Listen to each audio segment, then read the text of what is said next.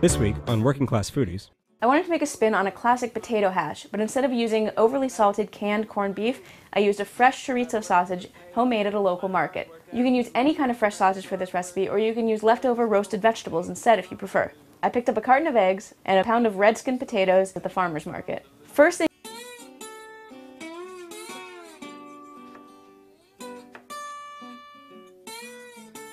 and put them in the pan that you're going to eventually cook everything else in. Cover the potatoes with water and add salt. I used a non-stick pan for this because I wanted the potatoes to brown on the bottom without sticking to the pan and tearing.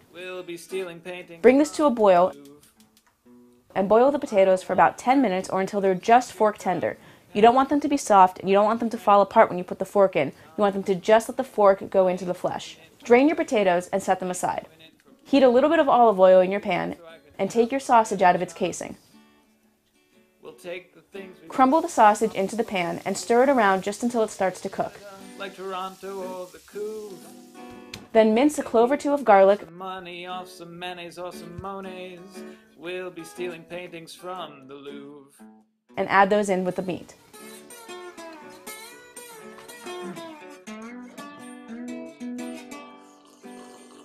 If you're using leftover vegetables, go ahead and heat those up. When your meat is cooked or your leftover vegetables are warmed through, add your potatoes back in.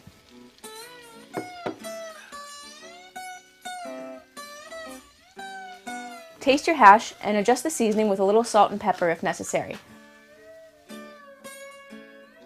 You want the potatoes to brown on the bottom, so you don't want to stir them too much or they won't brown. Let it sit and cook. That Mona Lisa would wanna get a piece of all the action, so I let her come along. When your potato hash is cooked through, add any fresh herbs like chives, fresh thyme, scallion tops, whatever you like. Friendly folk think I've done nothing wrong. Set it aside in a bowl.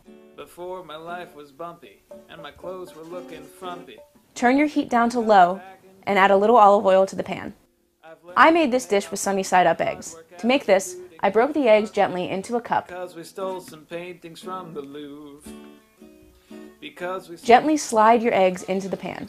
Whites first. You want it to be just warm enough so that they hold their shape and cook through, and you want the whites to cook but the yolks to stay soft. Season with salt and pepper and a little fresh herbs if you want. I used fresh thyme. And just cook until the whites are set.